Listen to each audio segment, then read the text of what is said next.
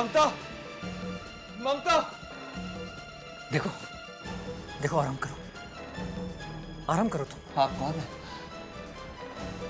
ये मैं कहां पर हूं? तुम मुझे जख्मी हालत में मिले थे, इसलिए मैं तुम्हें यहां पर ले आया हूं।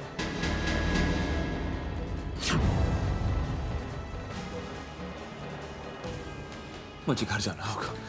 घर पर सब परेशान होगी, ममता मेरे परेशान होगी।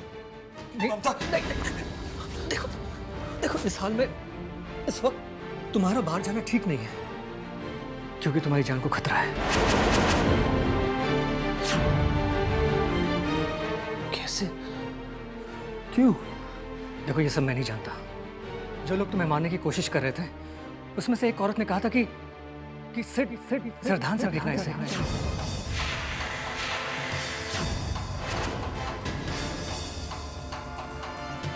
बकवास कर रहे तुम, झूठ बोल रहे तुम। मैं भला आपको झूठ क्यों बोलूंगा? उन्हीं लोगों ने आपको मारने की कोशिश की है।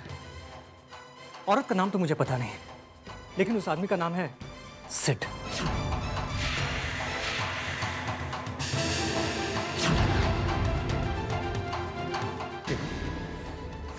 देखो देखो, तुम आराम करो, आराम करो। तुम अभी तक पूरी तरह से ठीक नहीं हुए।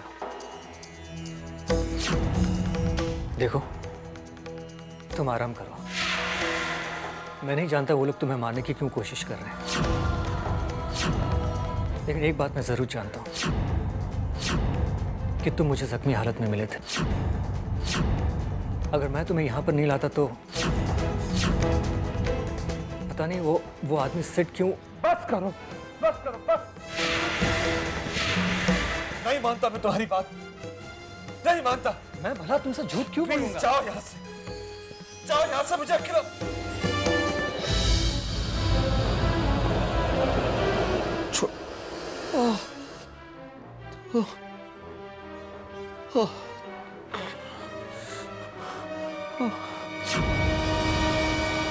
मुझे माफ कर दे। मैं झूठ बोलने के लिए मजबूर, क्योंकि इस झूठ से मेरी पत्नी की जिंदगी बच सकती है। मैं तो शायद तुम्हारी मदद ना कर सकूं, पर दुआ करूंगा कि भगवान तुम्हारा साथ दे। हाँ, मैंने क्रिश को स्कूल छोड़ दिया, बस थोड़ी देर में घर पहुंच रहा हूँ। हाँ हाँ, ठीक है।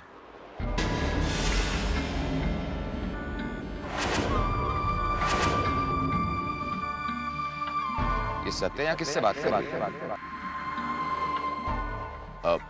सत्या बेटा, सत्या बेटा।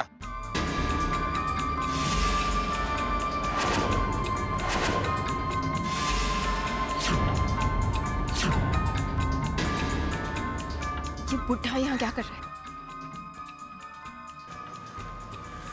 वो यहीं आ रहे हैं। उससे पहले कि वो यहाँ आए, तुम यहाँ से निकल जाओ। सत्या बेटा, क्या बात है? तुम घर ही जा रही थी ना?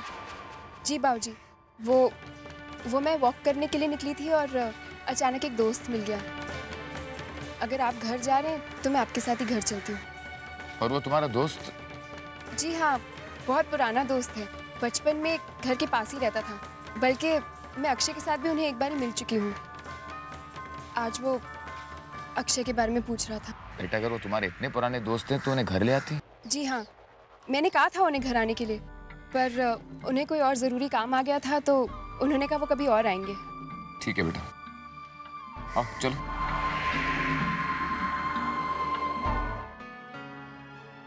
अगले हफ्ते? एक मिनट वंदना जी, मुझे इनसे बात करनी होगी। वंदना जी कह रही है कि मासूम और सिद्ध की शादी के लिए अगले हफ्ते का मुहूर्त निकल रहा है।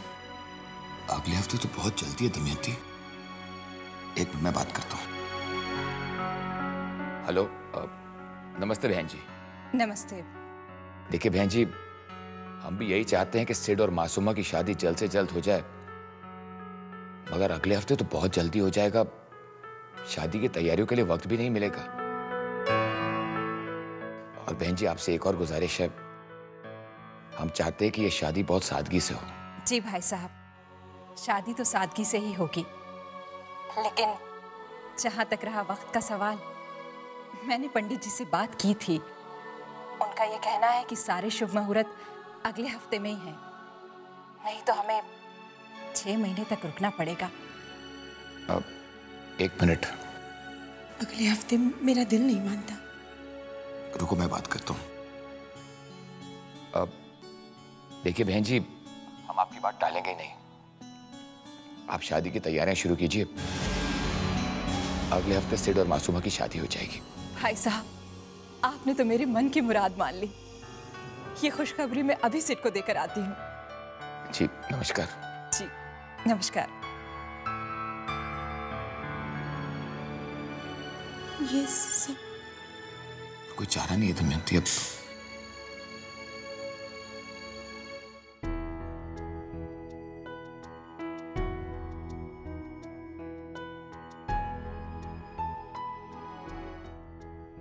भैया, आपसे भाभी ने सिर्फ खुशियों की आस लगाई थी, पर आपने सिर्फ उन्हें तकलीफ के आंसू ही दिए।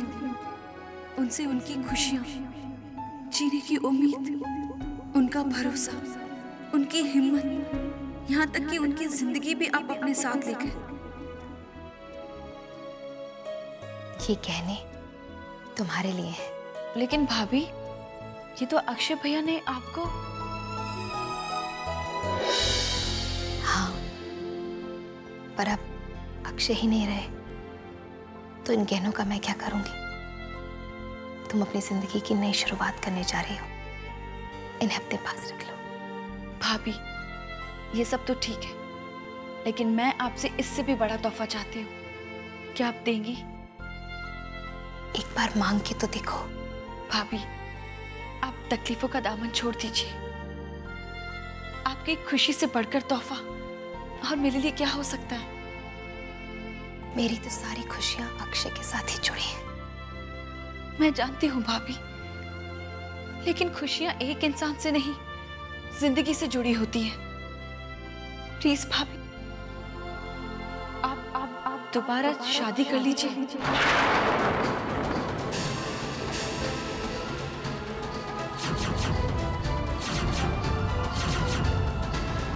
भाभी, हम चाहते हैं कि आप फिर से नए सिरे से अपनी जिंदगी की शुरुआत कीजिए। फिर देखना भाभी, सब कुछ अपने आप ठीक हो जाएगा। बस मासूमा, बस। आज कह दिया, अगली बार फिर कभी मत कहना। ममता, आखिर क्या गलत कहा मासूमा ने? ममता, आखिर कब तक तुम अक्षय की यादों के साथ जीती रहोगी? इस तरह कुट कुट के मरती रहोगी। अगर आज अक्षय जिंदा होता तो वो कभी खुश नहीं होता। वो हमेशा तुम्हें खुश देखना चाहता था ममता, याद है ना तुम्हें? मासूमा बिल्कुल सही कह रही। मेरी बात मानो ममता, तुम शादी कर लो।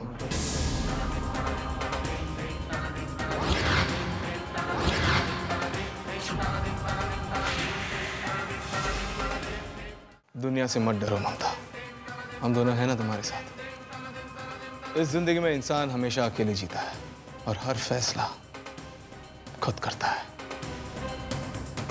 हाँ भाभी, सिर्फ ठीक कह रहे। हम तो सिर्फ सलाह दे सकते हैं भाभी, फैसला तो आपको लेना है ना।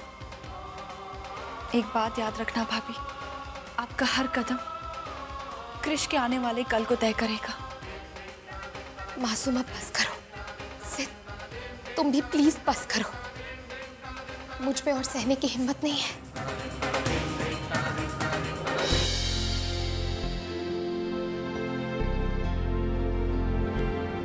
मेरी खुशियां हमेशा अक्षय से जुड़ी थी और उन्हीं से जुड़ी रहेंगी। इनकी जगह कोई नहीं ले सकता।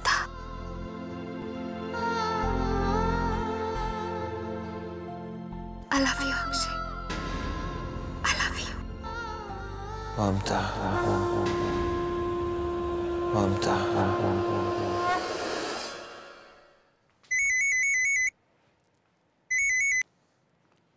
हाँ बोलो। उस आदमी को भी होश आया था। क्या? उसमें इतनी सी भी जान नहीं कि वो अपने पैरों पर खड़ा हो सके। बेहोश हो गया बेचारा। तुम्हें याद है ना माधा, मैंने तुमसे क्या कहा था? रात दिन उस पर कड़ी नजर रखो, वो कहीं जाना नहीं चाहिए, समझ गए? जी तनिषा जी। तनिषा जी, वो मैत्री के ट्रीटमेंट के लिए पैसे। पता है मुझे, मैं जब भी वहां आऊंगी तुम्हारे पैसे लेकर आऊंगी, लेकिन तब तक तुम्हें हूबहू मेरे नक्शे कदम पर चलना होगा। अक्षय को वही पता चलना चाहिए जो मैं चाहती हूँ। उसके कदम तुम्हारे आउट हाउस से बाहर नहीं जाने चाहिए, समझ गए? जी, आप किसी भी बात की फिक्र न करें।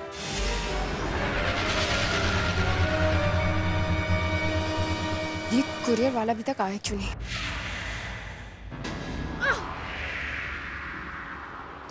क्या बात है संध्या? किसका इंतजार कर रही हो? कभी कभी तो मुझे तुम पर शक होता है कि तुम अपने नेटवर्क के अलावा किसी और से भी मिलती जुलती हो। मजाक करना बंद करो नटवर। छोड़ो मुझे, दर्द हो रहा है। अजीब बात है, कभी तुम मुझसे अपना हाथ छुड़ाने को कहती हो, कभी पीछा छुड़ाने को। तुम कहना क्या चाहते हो? बहुत भोली हो तुम।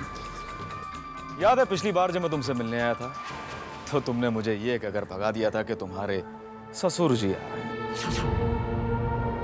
और आज भी जिस तरह तुम यहाँ घूम घूम कर इंतजार कर रही हो तो शायद कोई आने वाला होगा, और उसके आने के बाद तुम मुझे फिर से भाग जाने को कह दोगी। नटवर, तुम मुझ पर। नटवर, ये शक करने की आदत छोड़ दो नटवर, वरना एक दिन बहुत पछताओगे।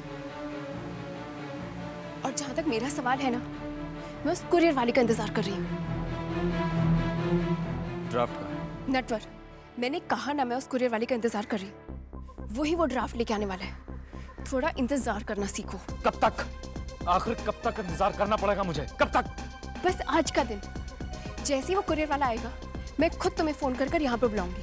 बस थोड़ा और इंतजार करो। और फिलहाल तुम यहाँ से जाओ, क्योंकि अगर किसी ने हमें यहाँ देख लिया ना, तो उस ड्राफ्ट की जगह हथकड़ी हमारे हाथ में होंगी।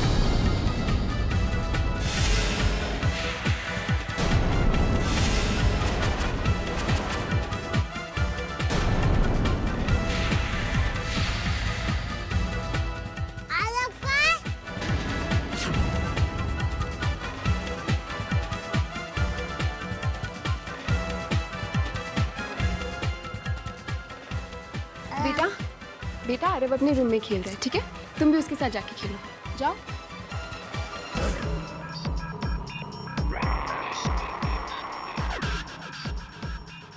मैं तुम्हारे हाथ जोड़ती हूँ, अभी के लिए यहाँ से चले जाओ। नहीं, मैं यहाँ से नहीं जाऊंगा। जानती हो सत्या, तुम्हारी इन हरकतों से मुझे तुम पर शक होने लगा है कि तुम ये सब में जानबूझकर देर कर रही हो। तुम्हें लगता है ये सब मैं जानबूझकर करूंगी?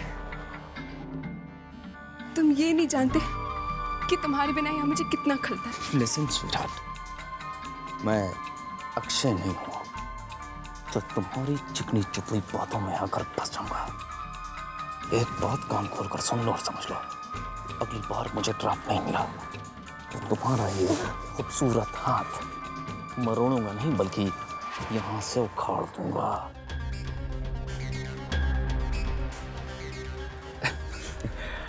मजाक कर रहा था, तुम मेरा मजाक भी नहीं समझ पाती। सच कहूं सत्या, अब तुम्हारे बिना मेरा एक एक पल, एक एक लम्हा काटना मुश्किल हो गया है। जो भी करना है थोड़ा जल्दी करो, ओके? बाय। जी, इंश्योरेंस कंपनी से हमें बताया गया है कि कुरियर आज पहुंचता ही होगा, पर फिर क्यों? क्या निकल गया है? कितनी देर हो गई निकल कर? मिस्टर अग्रवाल, हमारा घर इसी शहर में है, अब तक तो मिल जाना चाहिए था। आपके एक ऑफिस से हमारे घर तक आने में कितना टाइम लगता है?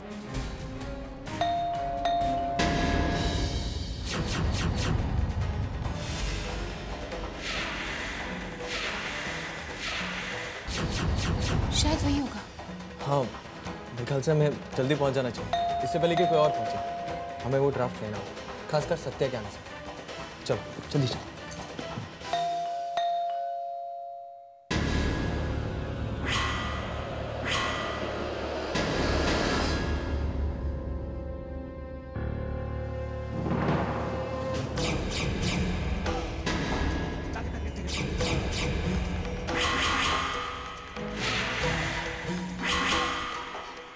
मैडम कुरियर है, इंश्योरेंस पॉलिसी।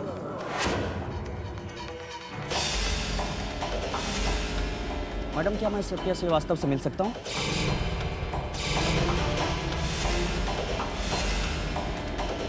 जी मैं ही सत्या श्रीवास्तव, बोलिए।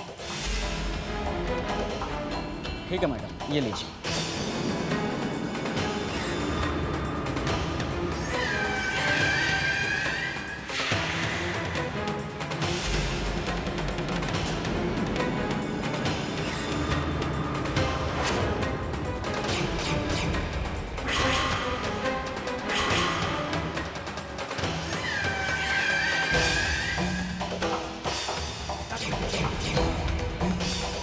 और यहाँ पे साइन कर दीजिए। जी हाँ।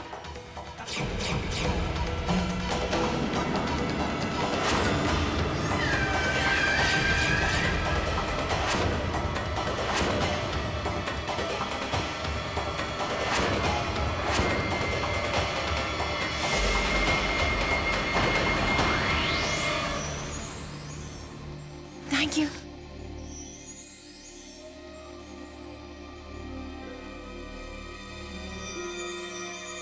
सो फाइनली हमें चेक मिल ही गया। थैंक यू अक्षय, जिंदा होकर भी तुम मेरे इतने काम आओगे, ये मैंने कभी नहीं सोचा था।